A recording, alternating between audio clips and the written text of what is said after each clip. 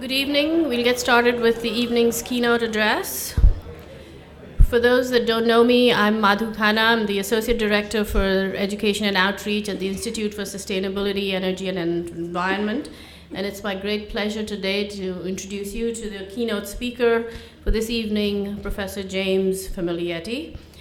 Jay is a hydrologist and a professor of Earth System Science and Civil and Environmental Engineering at the University of California, Irvine. He's also the senior water scientist at the NASA Jet Propulsion Lab at Caltech. Jay's research group investigates how the water cycle and freshwater resources are being impacted by climate change. And his research group develops advanced computer models and uses satellite remote sensing to track water availability around the globe. His work has been incorporated into numerous world's leading global climate models. He was also the founding director of the UC Center for Hydrologic Modeling at the University of California System-Wide Center, which was formed to develop state-of-the-art predictive models to address high-priority water issues in California and the western United States. Jay has been an active advocate for water and climate issues. In 2010, he testified on California's water supply challenges before the U.S. Congress Subcommittee on Water and Power. If you watch political commentary, you might have seen Jay be an expert guest on various shows, including MSNBC's Crises and Rachel Maddow show, HBO's Bill Maher. He's been featured in various water documentaries on TV and has been a regular contributor to the National Geographic Water Currents blog and also an expert voice on BBC Radio and NPR. So we're really pleased to have Jay today to give this keynote address. Please help me in welcoming him to the stage.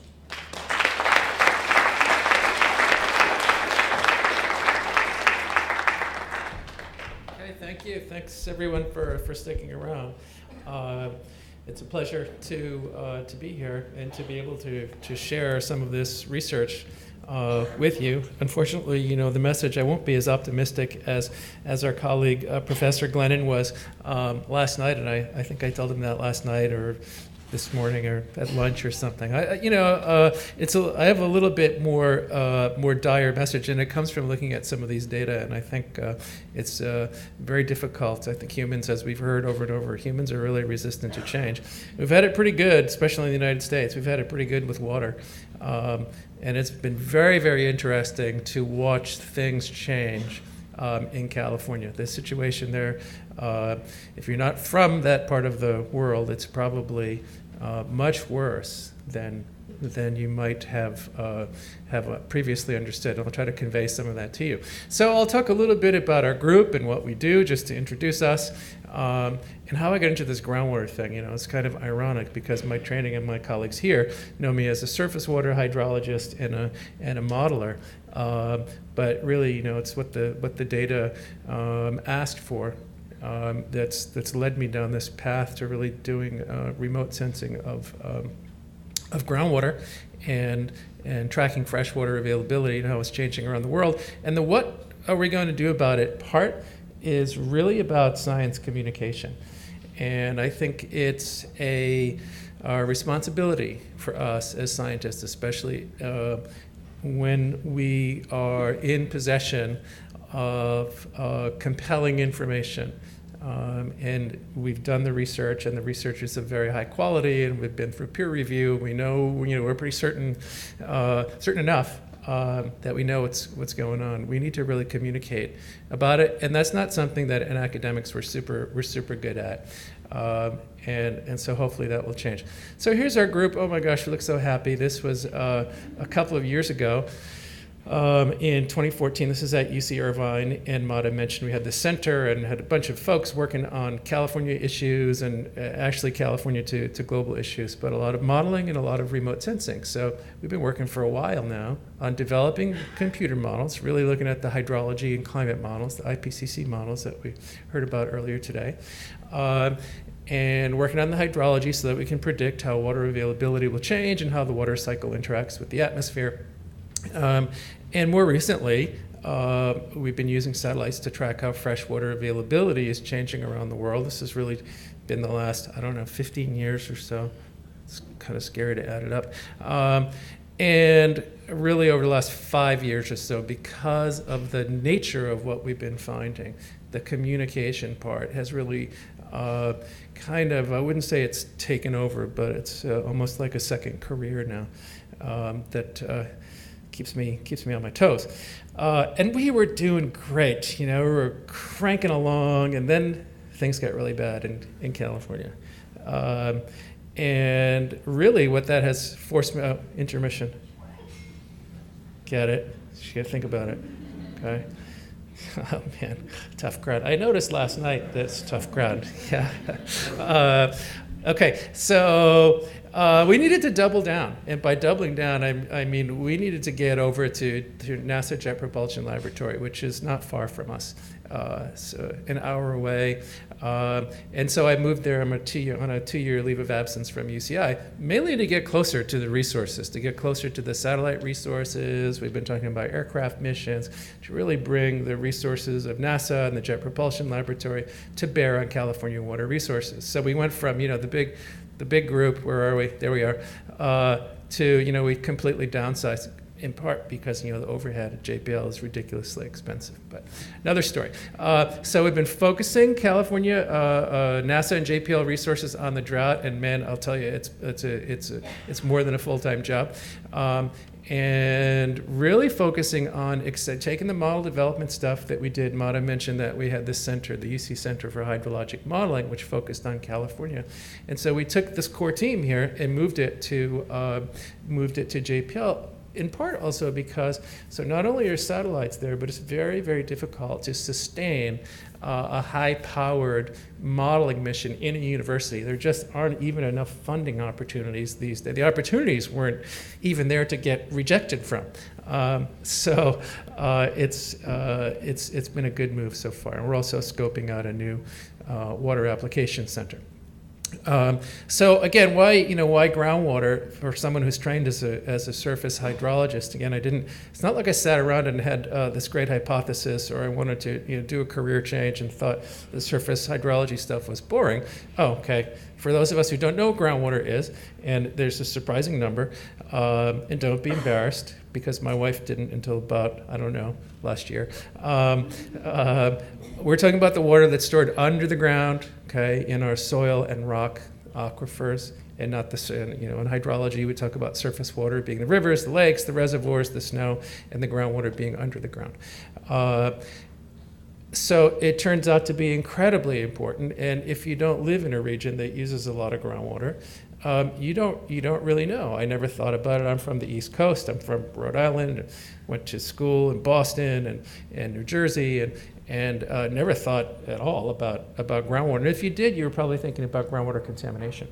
But when we're out west, it turns out to be a critical component of the water supply. Right now, California is getting 75%, statewide, 75% of its water supply is coming from groundwater, which is a problem that I will communicate to you as we go through this talk. So it has huge importance. It's most of the world's unfrozen fresh water. About 33% of water withdrawals worldwide come from groundwater. 2 billion people rely on it. It's a primary water source. Half of irrigation water comes from groundwater. And again, in times of drought, like we're having in California, we realize, wow, this is the strategic reserve. It's the money in the bank. It's the money in the retirement account. But we don't treat it like that at all. Right? So we do not respect the fact that it is a finite resource. And we are paying the price all over the world, and we're really paying it right now in California. Okay, so what are satellites and the latest research telling us about groundwater? So we use a satellite mission called GRACE. It stands for Gravity Recovery and Climate Experiment. It's a little bit unusual in that the satellites are not looking at the ground. They're not sensing, taking pictures of, it's not an optical satellite, right? It's not taking pictures of vegetation. It's not sensing any radiation from the surface. I'll explain how it works in just a second. It was launched in 2002, and so it functions like, I have a picture here that can help us understand the scale. They're not very big, okay? So there are these two satellites, and they function like a scale in the sky. And the reason I say that is because they follow each other around. You can see it here. They're kind of chasing each other around. They orbit around the poles, near polar orbit. They're up at about 400 kilometers, and they're separated by about 200 kilometers. And as those satellites fly over a place that has more water on the ground, say because of a big flood, we just had these big floods in Texas in the spring, and that kind of huge mass variation exerts a greater gravitational tug on these satellites and pulls them down as they fly over. If this is Texas and here's all the water, the first one comes in and it gets pulled down, and then it passes by and drifts back up into its orbit, and then the same thing happens with the second one. Okay. Likewise, if the satellites are flying over a place like California that's in the middle of a huge drought, that place is losing water weight. Okay. And so there's less of a gravitational tug on the satellites, and they fly a little bit higher in their orbit. And so what these satellites are actually doing are measuring each other's position. So using microwave lasers that are on board and GPS, the GPS constellation. And so by accurately measuring the ups and downs of the position of the satellite, or satellites, as they orbit around the Earth, we're able to map out the places around the Earth that are gaining or losing water on a monthly basis. Okay? In terms of space-time resolution, it's pretty coarse. It's more like it's not like a soil moisture satellite that many of us have been involved in. The resolution is 150,000 square kilometers and greater. Illinois is probably, about 100,000 square kilometers. One of our first papers actually was using the Illinois data from one of our first GRACE feasibility studies used the soil water network here in Illinois. So I know it's about 100,000 square kilometers. So that's about the smallest resolution, spatial resolution, and it's monthly and longer, with an error of about 1.5 centimeters equivalent water thickness on the surface. So pretty coarse resolution, but not so bad if you've never had anything before and never been able to track. This tracks the total amount of water storage. To get to things like groundwater and isolate groundwater, we have to do some work. So what GRACE is telling us is the changes in the total amount of water stored in these big regions on a monthly basis. So all of the surface water, soil, moisture, groundwater, snow, together. The mission was launched in 2002. It was supposed to be a 5-year mission, and it's still going. It could die at any time. Its batteries are running out. We're collecting about 9 months of data per year now, out of 12, and so help is on the way in the form of the GRACE follow-on, or GRACE FO. I realized just the other day that the cool people call it FO, GRACE FO. So it will launch in 2017. It's basically the same. It's not an improvement. It's called the Climate Continuation Mission, and so it'll help us continue collecting these data records not only on water, but one of the biggest, most successful contributions of the GRACE mission has been to track the changes in the great ice sheets in Greenland and Antarctica, and then the mass contributions to sea level rise. So some of this water stuff has actually been quite a pleasant surprise. So this is actually how GRACE works. I want you to look at this and think about it. Okay, if the scale is like GRACE, and so if there's more mass on the ground, really that scale would be pulled down just a little bit more.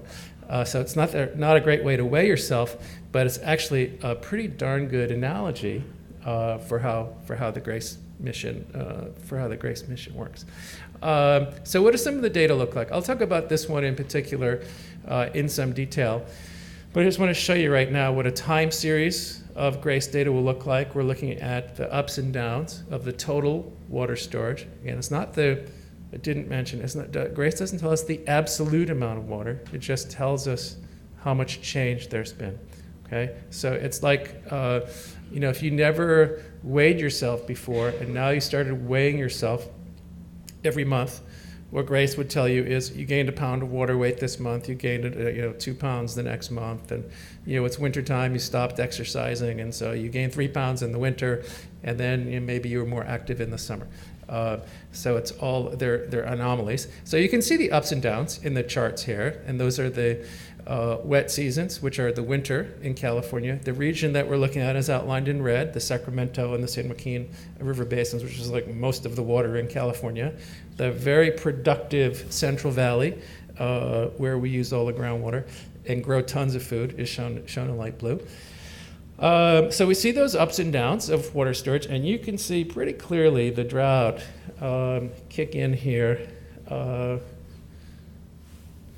Okay, there we go. So this is the current drought that we're experiencing, and so the latest data are actually down here somewhere. So we're kind of falling off the charts there. So that's what the data look like, say, for a place, a time series. This is a animation. Let's see if we can get it to run.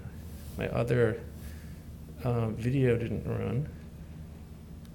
So this is where I expose my PC ineptitude right here. Go. Is it going? No.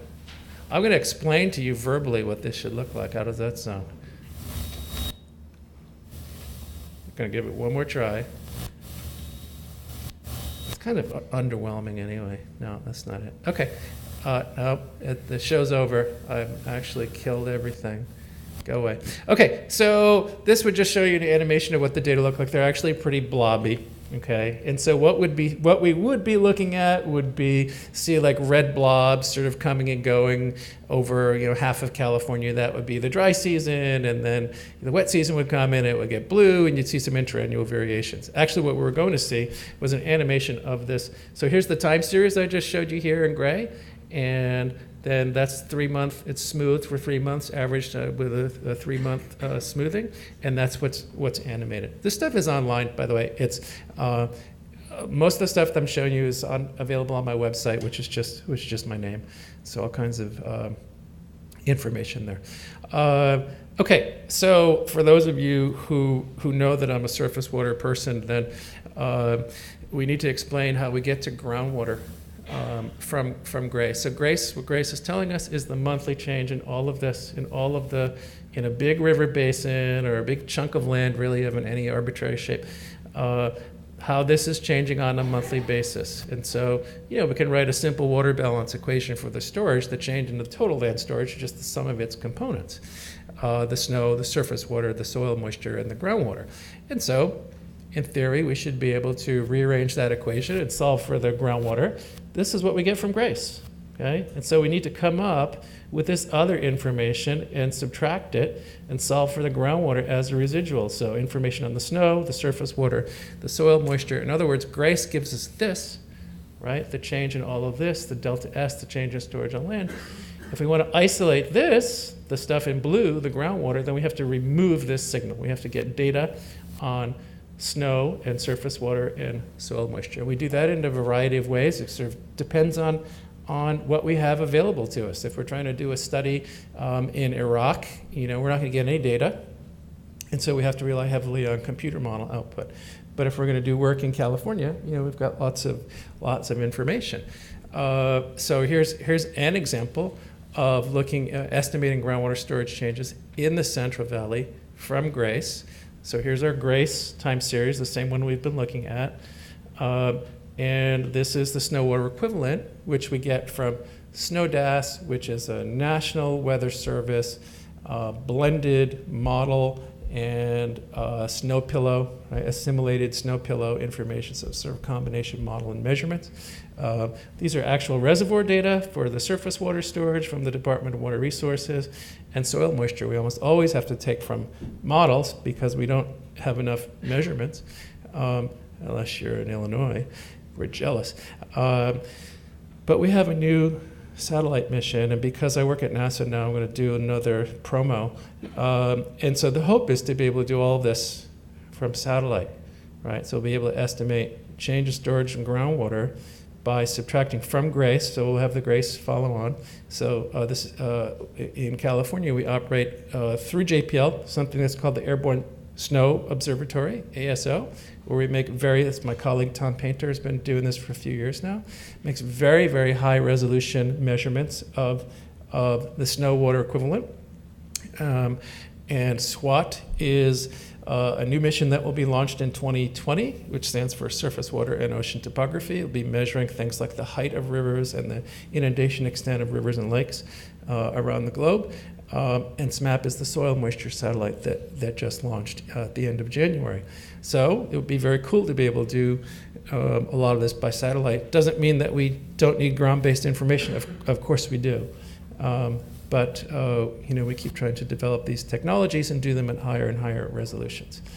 Okay, let's talk a little bit about the drought. So I said before, it's pretty bad. And so who is anybody here from out there besides Robert? Okay, so do you think it's bad? It's we can get together afterwards and talk about how bad it is. And so here's how bad it is. Here's a comparison of snow in 2010 in March, and then March 2015. I mean the adjectives, the sort of superlatives, the negative superlatives keep rolling out. It's the hottest, driest winter on record. There's just a new paper that came out that looked at some tree rings and said it's the driest winter, the least amount of snow in the last 500 years. There was another paper that said it's the driest 3-year period in the last 1,000 years. And plenty of work now that's ongoing that's showing that it's the combination of the heat and the dryness, which has been unprecedented and probably related to climate change, and probably will happen more in the future. So the picture I'm trying to paint is that there's no snow in the mountains. There is very little water in the reservoirs. Lake Mead hit an all-time low in June. This is Lake Shasta, which is up north. So you've probably seen these pictures. And so we're living it. How bad is it? I got a ticket on my door the other day. This is August 18th, and it says. So this is on my front door. I live in a little town next to Pasadena. It's called Sierra Madre. We have only 4 wells. We're not connected to the bigger metropolitan water district. And so we're very careful about our water. And so the water police person came to the house and checked the meter and put this little ticket on my wrist. It's a warning. And it says, you can read it, your water meter reading is higher than usual.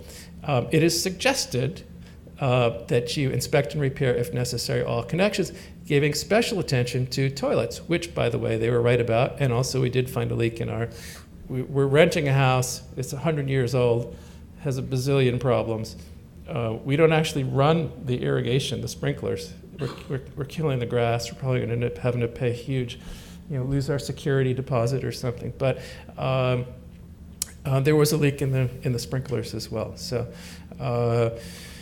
So it's a good thing that they found. By the way, my water bill is excessively high. It's like $300 a month or something. So it's not good. Okay, so what do the GRACE data tell us about the drought? Okay, we're back to looking at the ups and downs of water storage in the Sacramento and San Joaquin River basins. Well, they tell us. Oh, here's some nice spatial. And so this is sort of like outtakes from the animation that you didn't get to see. So it's all good. So we can see it's sort of a GRACE version of a drought monitor. You can see the dry season dryness increasing. But just some features of this time series here I want to share with you. So here's the drought, right? And so over these last 4 years, California has lost about 15 cubic kilometers of water per year for the last 4 years. That's 12 million acre feet. That's 2 Lake Meads. It's I don't even know how per year. 4 trillion gallons per year, and about 2/3 of that is from groundwater. You note here, this is not last winter. This is the winter of 2013, 2014. But you can see these are our wet seasons, right? The winter these are the wet seasons. And so the wet seasons are not even rising to the level of dry seasons. We just got the new data. GRACE data have we call it latency. It takes a long time. We can't do like real-time forecasting with this stuff. It's always a few months behind. I just saw the new data, and we haven't plotted it up yet. But the last winter is like about here, and right now, we're in September. The latest point is right about there. So we're literally falling off the charts here, losing a lot of water. About 2/3 of it is groundwater. The other thing that is a concern is that, so we talk about the drought being a 4-year drought, but with data like these, we can see that this drying has been going on for some time, right? Maybe that 2010, so a little mini El Nino, was just a blip in a longer term drought. No one really talks about that because people don't really look at these data. And really, we've been losing water this whole time. And I have finally come to recognize that in California, and maybe lots of places in the world that use a lot of groundwater, the snow, right, in the winter comes and goes. And some years are wet and some years are dry, right? But the groundwater just goes, which I'll show you in a second in a long-term chart. So the groundwater is just steadily disappearing. So when you add the two together, you get this downward trend that's been persisting for some time. Here's that groundwater, long-term groundwater now. So we're looking at, in red, we're looking at USGS data shown in red. Again, now this is for the Central Valley, that blue stripe that I showed you in the central part of California, a big agricultural region. So the red are from, this is cumulative groundwater losses in the Central Valley. Red is from the USGS and green is from Grace. Okay? The colors in the background represent the climate. Is it super dry, a drought? It's the dark tan. Okay? Is it super wet? Maybe an El Nino winter is the dark blue. Okay? And the lighter colors are moderately wet or moderately dry. The message, there's a couple of messages. One is, okay, we're sort of on a race to the bottom, right? And that we do get some recovery in those wet periods, but it is far outstripped by the amount of groundwater that we use during droughts. So we get a little recovery and a big decline, and a little recovery and a big decline. That's what we do, and we're still doing it. So this is the problem, okay? In my how bad is it part of the talk, I neglected to mention that the water table is now down to 2,500 or 3,000 feet, that many wells are going dry, and many permits have been submitted to dig new wells. The rates of groundwater decline are faster than ever. The rates of subsidence, sinking, which I'll show you, are pretty quick. It costs $250,000 to $300,000 to dig a new well, and there's about a 1-year wait.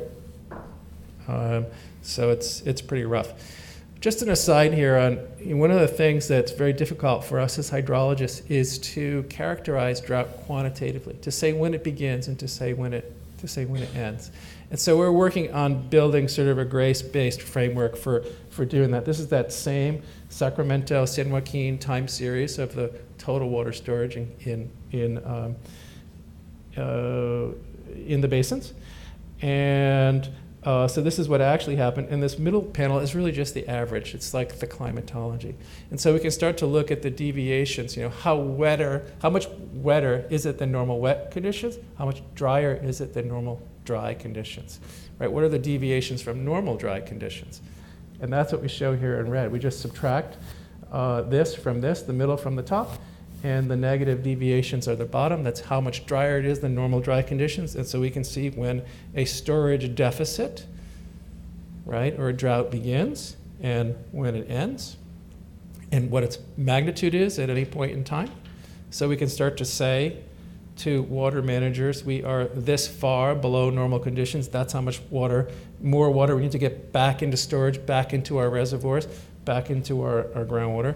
That number peaked in 2014 at 42 cubic kilometers. That's 11 trillion gallons. That's a lot. And it's pretty linear. And I was saying earlier this year that I thought that the deficit in 2015 would be about 12 trillion gallons. It's turned out to be more like 13 trillion gallons. So that's a lot of water to get into storage. To get that much water back in storage, we need about, I used to say 3 years of above average, 3 to 4 years of above average precipitation in a row, which is probably not very likely, but who knows? So anyway, the point is that we can start to quantify this stuff. And So we can answer the question, which is the number one question that I get asked, is when there's like an inch of rain. Ironically, it poured in Pasadena today. But the number one question I always get is, well, did that make a difference? Did that make a difference? And to the drought, or is the drought over? Big hope in California is for a big El Nino winter, which would be wonderful to get the rain. But statistically, El Ninos don't really affect the rainfall, the precipitation, the snow in the Sierra Nevadas, which is where our reservoirs are. So if we don't get it, right, our capture, right, and distribution system, not only in California, but really across the western U.S. needs to be rethought. I actually saw an article that said that President Obama has instructed the Bureau of Reclamation to rethink, right, to put a little more thought into where those reservoirs should be in the future, given that we're expecting less snow in the mountains and maybe have more challenges ahead. This is, on the communication side, I just showed this. This is just sort of another intermission. So this is, actually, it's nice that I have this here because, again, these are like outtakes. These are screenshots from one of the animations that I couldn't show you. And it just shows cumulative drawing in California. There's not a lot of information content here, but the colors indicate that the state's drying out. See, I don't even have a color bar in here, but people get really freaked out by the red. This could be something about, I don't know, it could be a figure about puppies or something, but if it's red, then people get really scared. Anyway, this one has really resonated with people.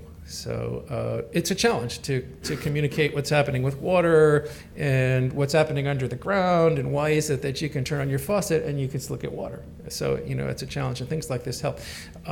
Robert showed this slide yesterday.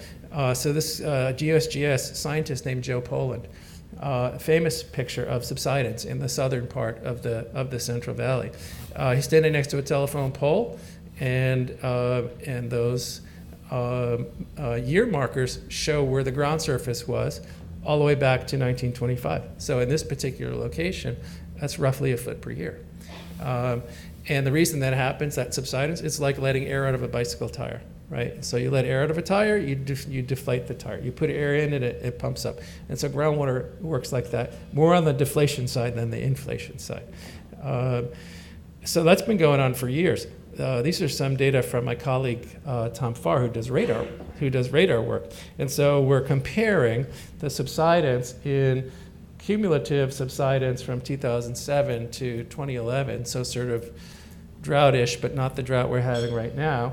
And the scale is over here, so a lot of it's 2 to 4 inches per year, which is still, a lot.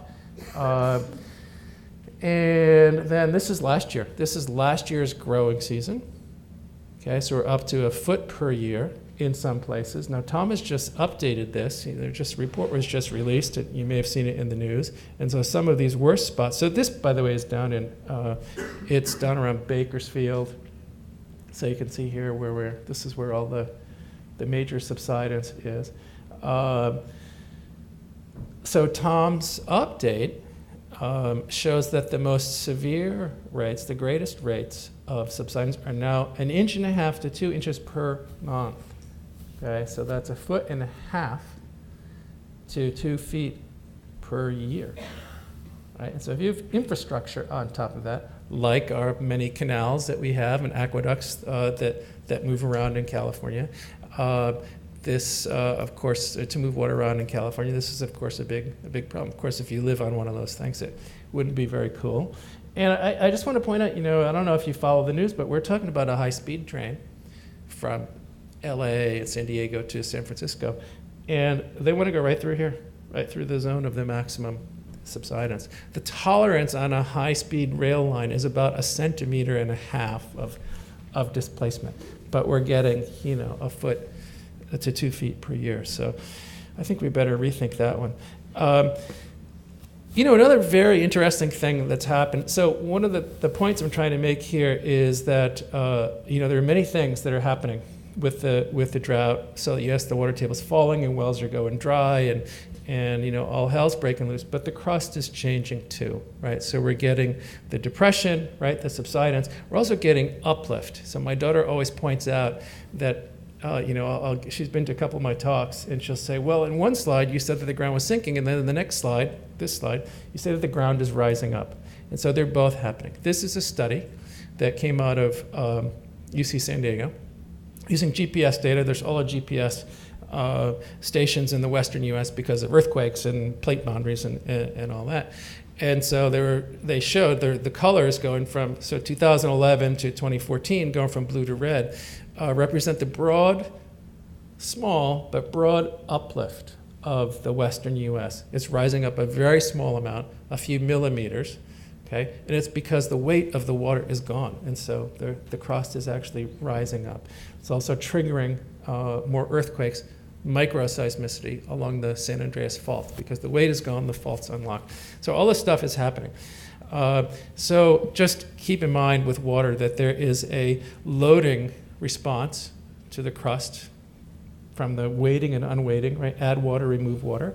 And then there's the poroelastic inside the pores of like the pumping the air in and deflating, the bicycle tire analogy.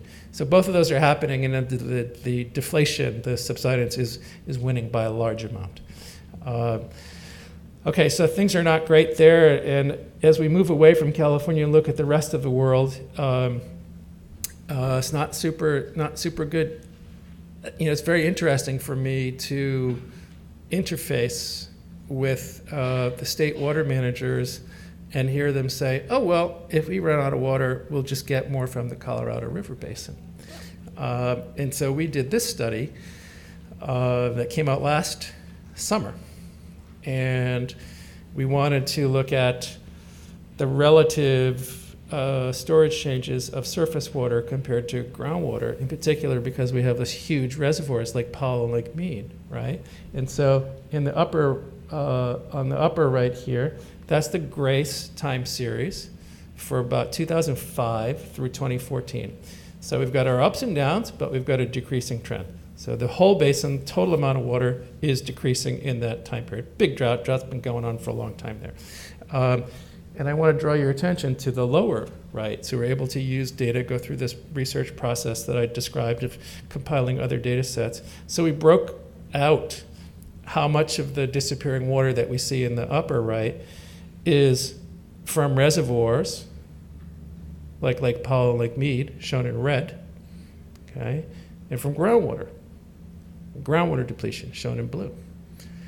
And it's very clear that the rate of disappearance in groundwater is about 6 or 7 to 1. But yet all of our water management attention is in most places around the world is really focused on surface water. We're very, we see the big bathtub ring in Lake Mead, and it's very scary, right? But you can't see the groundwater. It's not really, even in Arizona, right? It's pretty. We can ask Robert later what the management looks like. I think in practice it's not as good as it sounds. He's the expert. Anyway. I think that as the title of the slide suggests, that because of the disappearance and the lack of oversight of groundwater, the lack of discussion of having groundwater in interstate, interbasin water sharing agreements, I think that the water security of the western United States is at far greater risk than people realize. Okay, now this is where we start to cry. So now we're looking at a map of trends in freshwater storage for the United States. The blues are gaining water, the reds are losing water. Okay? So there is very much a stratification here of a wetter upper half, right? And a wetting upper half and a drying lower half, which very much fits into this picture of the wet areas of the world getting wetter and the dry areas of the world getting drier. And I'll show you a global map of that in just a bit. In the dry parts here's the Central Valley, pops right out. Here's the southern part of the High Plains Aquifer, which is these are our two big food producing regions. and they are running out of groundwater. We know the people who live and work, the farmers in the southern high plains or the Ogallala Aquifer are very clear. They know that they could run out of water in just a few decades, and they're choosing to use that water. So we have to ask the question where our food is going to come from. And yet, we have this wetting part of the northern part. And so we have the sort of the haves and the have-nots that are emerging. They're emerging spatially, right? So the northern half of the country is getting wetter. Some of California's agriculture is moving there, is moving to Idaho, is moving to North Dakota. It's getting a little bit warmer there, so a little bit longer growing season. So we have those haves and have-nots, but then even in California, right, or any of these places where there's groundwater depletion, significant groundwater depletion, you have the problem of only the wealthier farmers, the bigger farms, or the wealthier individuals can afford to dig that $300,000 well, right? But the person who actually works on the farm that lives close by, no longer has access to water, because of the place where they're working. Okay, so now let's go around the world. We've been doing a few of these studies chronologically. We looked at India first, and this is just the main graphic that comes out, or the main graphics. Beginning of the time period, end of the time period. Most of these are 2003-ish, 2009, 2010. California, Middle East, India, some of the greatest rates of groundwater depletion in the world. I'll show this to you on a map. I think I have an animation. Let's see if these work. Animations are so boring when they don't actually work. It's funny, isn't it? Let's see that. No, QuickTime not available. Well, again, this is because I don't believe that it's not available. Okay, so these are on my website, but what you would really see would be sort of what happens in between these endpoints. The Middle East one in particular is pretty compelling. To watch that pattern that you see there on the right side, to watch that pattern emerge, right, over this time period, and think about what's happening in Syria right now, right? A lot of the real serious drying is happening in Turkey, Syria, Iraq, and Iran. I mean, still in the Arabian Peninsula, but it's the upper part that's a little bit, that's worse. So yeah, feel free to go dig those out. Okay, let's see what's next. Oh, global, okay. So yeah, we've gone from California to the Colorado River Basin. We've looked at the United States. We've looked at a few hotspots. This is the global picture. And this is something we've been working on for a long time. Still haven't published this particular map. So now we're looking at trends in freshwater availability. The reds are losing water. The blues are gaining water. The biggest losers of water are the ice sheets, right? Greenland and Antarctica, and they are melting away.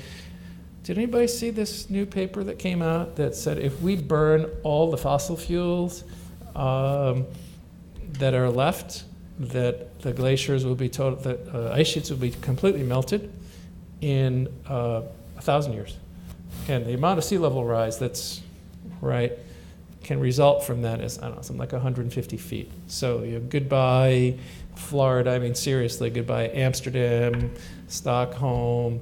Right, big swaths of the Gulf Coast and the East Coast. Anyway, I digress. So the biggest hotspots here are the ice sheets, Greenland and Antarctica, and then the melting glaciers in Alaska and Patagonia. But just about all those other red spots sit on top of the major aquifers of the world. Okay, and to show you, I think I have some charts of the time series so you can see the ups and downs, but the trends. But we've got another paper, basically took that global map and averaged it up to the 37 biggest aquifers in the world, and showed that over half are past sustainability tipping points, which means we use more than we extract more than is being recharged annually. And of these 37, 13, we had our own sort of grace-based stress index. 13 of them are in seriously bad shape.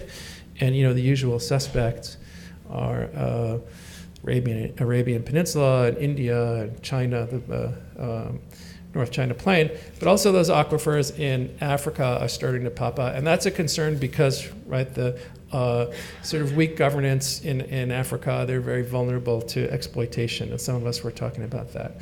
So this is not pretty. And yes, I published it. There's a crisis. So I published a paper. If you didn't know, now you know. There's a crisis.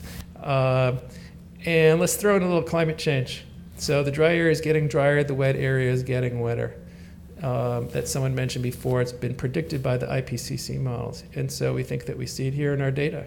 Right, here's the blue concentrated at high latitudes and at low latitudes. So high latitude North America and Eurasia, and in the tropics, and in between, we've got the red.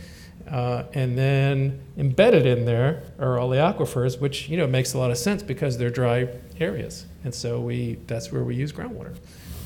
Population's growing in those places. They're going to have less recharge because of climate change. This is all part of the haves and the have-nots that I think are going to emerge. So the question marks just mean, are we actually seeing this IPCC redistribution? So, I mean, we are in the short term, but we'll have to wait and see for the long term. What are we going to do about it?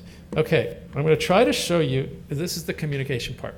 And so let me just set it up by saying a couple of things. I think I said this before. We have a responsibility to communicate, but it is extremely difficult. And it doesn't always go as smoothly as we might hope. That shouldn't dissuade us from engaging. I want to show you a clip. If I can figure out how to do this, I may need technical assistance because we have to go out of the PowerPoint. So the setup on the clip is from Last Call at the Oasis, which is a document. Who's heard of it? This always depresses me. Does it depress you? Robert and I are both in this. Okay, George, thank you. Thank you very much. It depresses me because it's an excellent documentary that has nothing to do with us. We tried to screw it up as much as we possibly could. But in spite of our best efforts, they did an excellent job. But it came out at a time that was just a little bit wetter. I showed you that sort of blip here from 2006 to 2014 in my Grace time series, and right in the middle it got a little bit wetter. That's when it came out. And so no one was really interested at that moment in time about talking about a drought. I think that we could quit our day jobs if it came out today. Maybe. You could. All right. So the setup here is Madhu mentioned that I testified.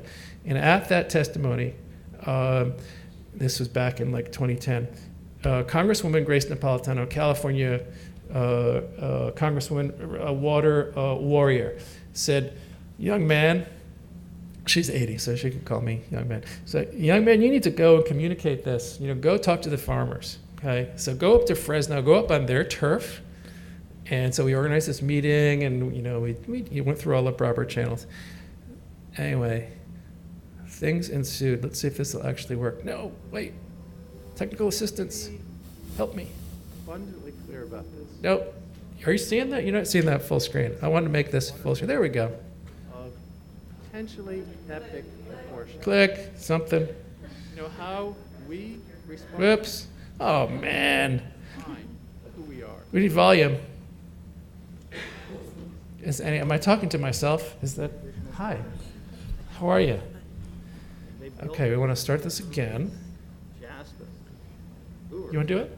Try. Go with the bank and county taxes. You're going to try to...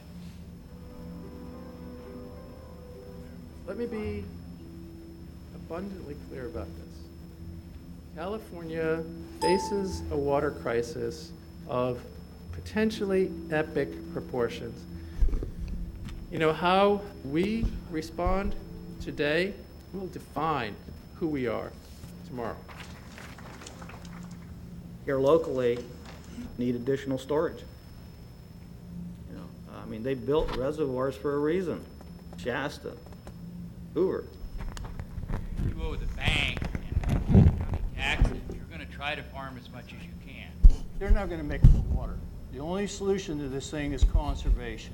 I agree we should look into conservation, but that's not going to yield or have any effect on our groundwater shortage. I didn't want to get into this, but your arguments about conservation and efficiency are just wrong. And if you're right, that conservation and efficiency isn't going to get us anything, And if I'm right, that there's not a lot of new supply out there, then what are we left with? Take land out of production. I don't know anyone who wants that. Your arguments just don't make any sense. You have to live in the valley. You have to understand the management of water here. Well, that's bad management, and you're one of the managers. I'm sorry. Every river. I wanted to make clearly the statement that we do face a crisis now of epic proportions, and I said that. And I'm not sure that it really resonated, which to me is a little startling. When we talk about water, We need a plan, and we don't have one, and it is complex. We're screwed, yeah. All right. Okay, now let's see if I can get back into my presentation. PowerPoint. Yes. This is terrible. This is so embarrassing. Actually, I kind of have fun doing this. There. You can do it. I was going to minimize the first one. That's first. Oh, yeah, there we go. Okay. There we go. Very nice. Okay, so, I don't know how I can say things any more clearly than I did there. This isn't working. Hang on. What's that? Right side? Right, up here. Top. Down. It is so great. I love this. Oh, thank you. Thank you. All right. So, yeah, I don't really know how I can make myself any more clear. Oh, man, these guys are tough.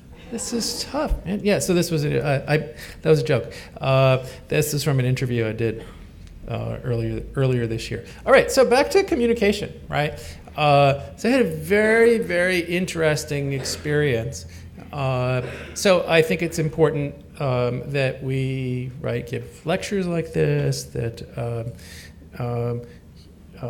Madhu mentioned that I do some writing for some blogs like National Geographic, and things are so bad really in California, things are so messed up that I'm good for about one op-ed per year.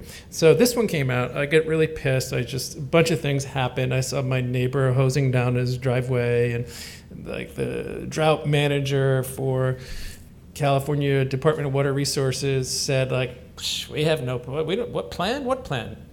Really seriously, she said that. Groundwater? I don't care about groundwater. Wow. This is crazy. So I wrote this op-ed, and it was called Up a Dry Creek. It's sort of about being up a creek without a paddle. The paddle is sort of like the plan, and we don't have a creek because it's very dry, so it's kind of funny. But so this was, and I talked about the need for mandatory rationing, which happened, by the way. Emergency, we got this new groundwater legislation that passed in November, but it will take 27 years to implement it. So I pointed out that there will be no groundwater left in 27 years, so we should accelerate it. And things like long-term planning and public ownership, meaning we need to the public needs to demand more concern over water, and especially over groundwater. And so I was just psyched because this thing was doing really well. It was actually viral. And so this was the title. So, I got the paper at the front door after I found my ticket. There was my newspaper there.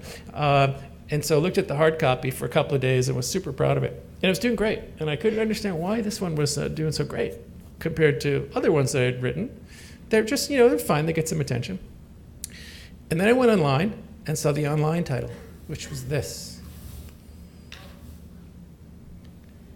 So this was not actually in the op-ed. What I wrote was California, it was really about groundwater. So California, we don't have, like I said to you, right? We don't have much water in our reservoirs. We're going to be, that's it. They're not getting full. They only store about 3 years of water anyway. So if you're in your 4th year of drought, you're pretty much out of water. That's all I said. And so that's what they grabbed.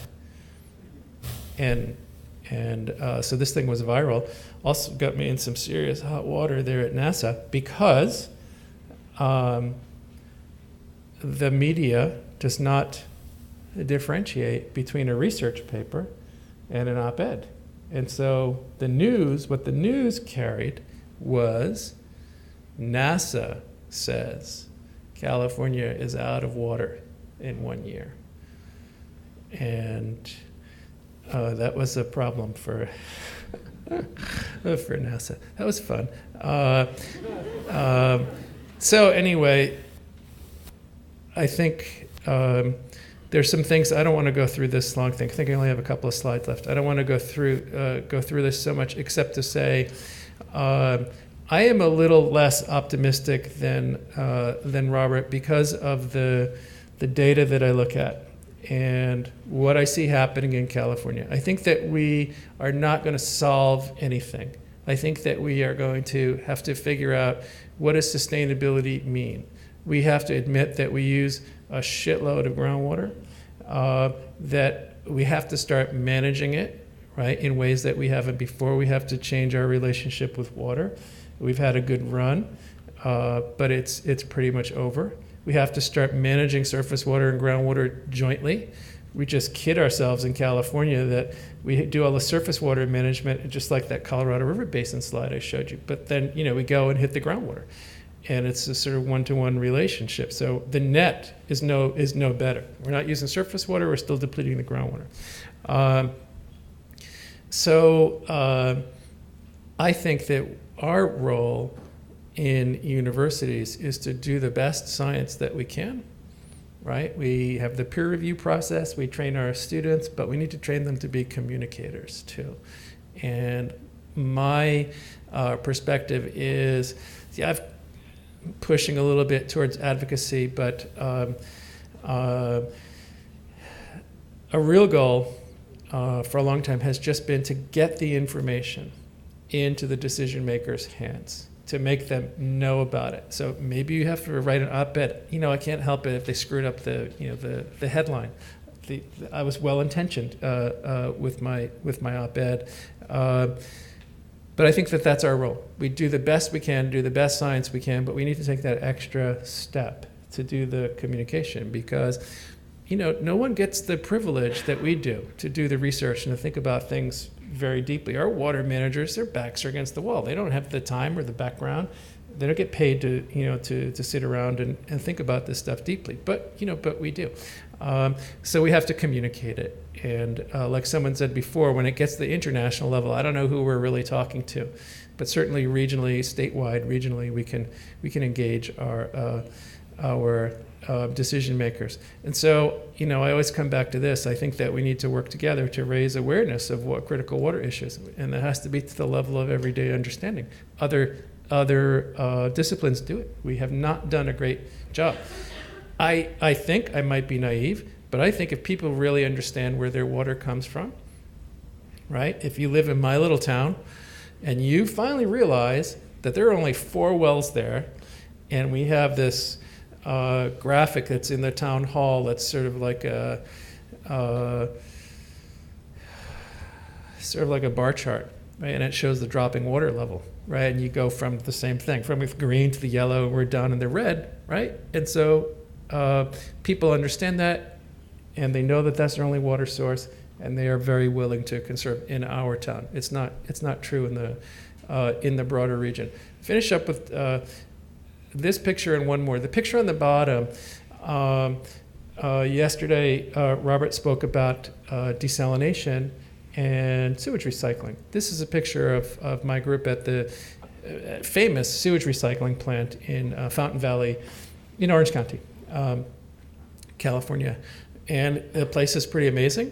I don't know its throughput, but if you go to Orange County, especially the region that's served by this Orange County Water District, you don't even know that it's a drought, right? The UC Irvine campus is there, it's green and lush. I'm not saying that's good, but they have, because of the sewage recycling, been able to really combat seawater intrusion because we're coastal, and also to replenish the aquifers. So there's, I wouldn't call it drought proofing, but they're in better shape than than other regions. And then desalination. So this is the big plant in Carlsbad, just outside of San Diego. So I just toured it the other day. It's pretty cool. It's 50 million gallons per day. It'll supply somewhere between 5 and 10% of San Diego's water supply. My point here, these are great, right? And they're part of the portfolio. We have to have them in our portfolio. But keep in mind that these will not help the agricultural problem. They will not provide enough. We use all of our water all over the world to grow food. Okay, that's what we use our water for. We use 80% of the water that we pull out of the ground or divert from rivers is used to grow food. Okay, it doesn't mean we should just say, oh, the hell with it, right, in the cities. We all have to do our part. But we really need to address the ag thing. And desal and sewage recycling are not going to be a big contribution to the big major food-producing regions like the Central Valley and like the Southern High Plains, but great for metropolitan regions, which sort of points to this conference and how are we going to sustain food production with this growing population that we've talked about today. I believe that I'm done. Yes, done. Thank you.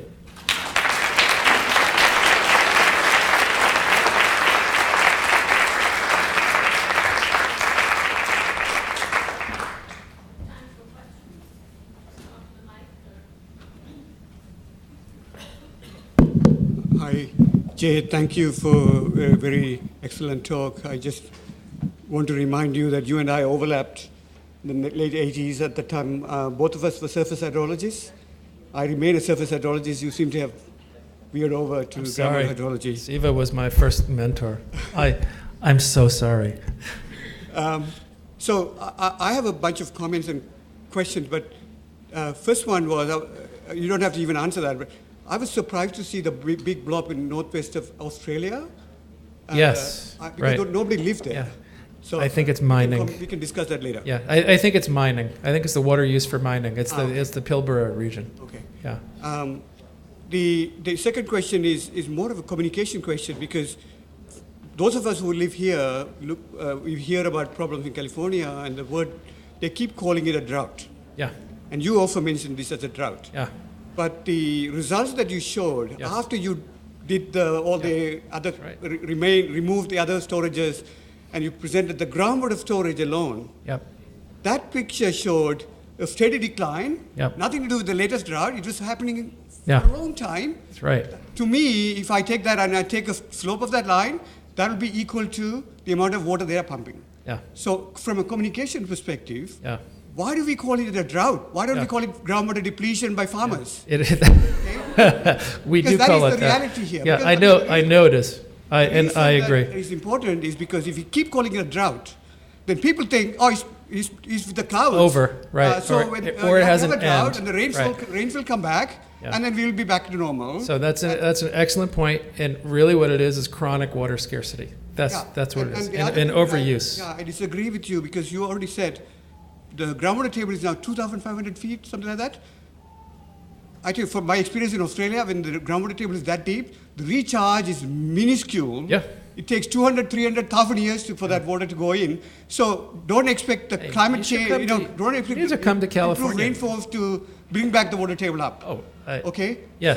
So from a communication perspective, it's better if you actually say what it is, exactly, that it is pumping that is causing this decline. Yes. And so that people can begin to solve that at that level, not depending on the climate Right. to change and the thinking problem. that it's going to be over, because that's what everyone is always looking for, the end. And Yeah. really what it's taken a while for me to figure all this out, but I appreciate that. I So mean, one last question. So if you I'm take already out- in enough trouble at NASA though, Siva, if you gotta take be out your careful. crystal ball, look to the future, 50 years from now,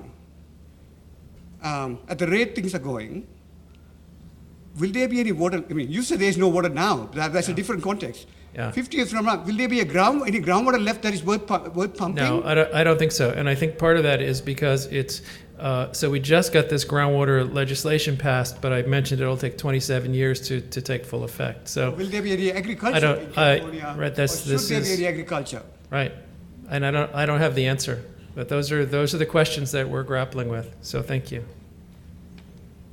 Yeah. Okay. enjoying your keynote talk very much.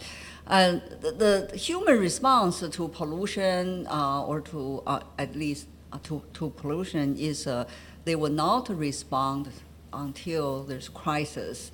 And for groundwater, based on your talk and also Robert's keynote yesterday, that people feel groundwater seem to be unlimited supply, just coming, Yes. it's forever. Right.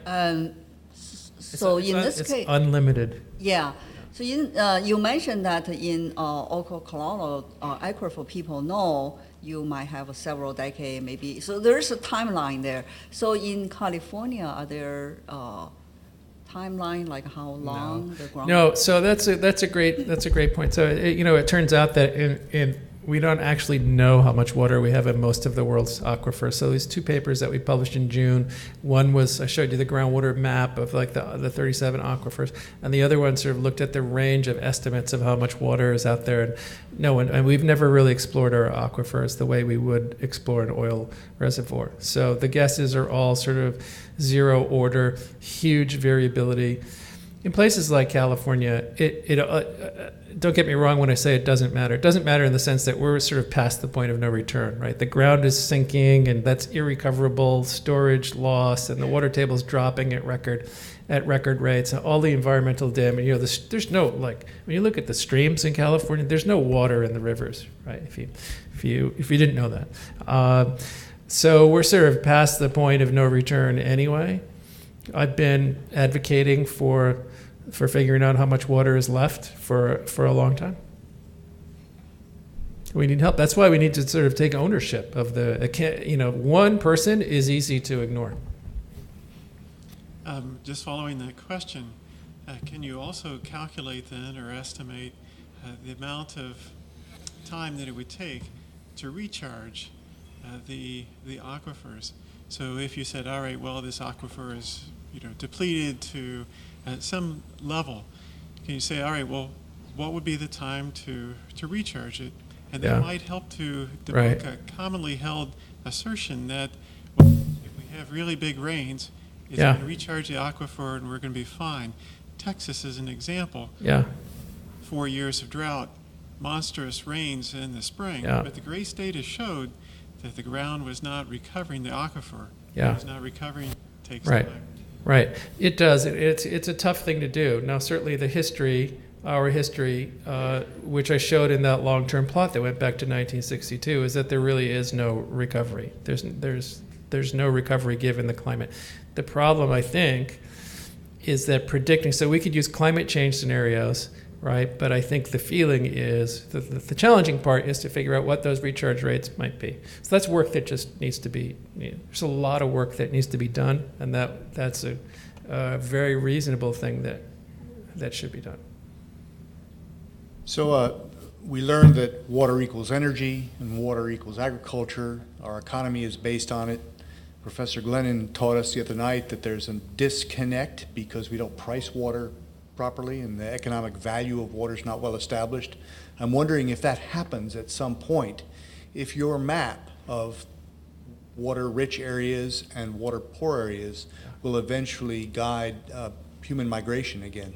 Are we going to see a rearrangement on the of populations based on maps? I don't know. I don't know. I think that our expectation, at least in the United States, is that the government will magically bring that water to us. I think the sea level question might be driving. Would be maybe a better test case. But I don't know. I mean, we should actually compare the rates of the disappearance of groundwater to the rates of sea level rise. I mean, certainly Syria, again, is a good example. I mean, a lot of people are pointing to myself included, to the drought and the lack of commitment of the government to do something to provide the farmers with water. Right? It was the key thing that triggered the conflict, because then all the farmers were displaced, which is a water thing, right? And one thing led to another, and now everybody's leaving. James, thank you. So I have two questions for you. First off, I guess when I was curious what your very initial reactions were when you saw your warning on your door. Was it discontent, disbelief, delight that you're? So that's the first question. And also, secondly, I suppose, as he had mentioned, possibly a redistribution of population as a result of water decline.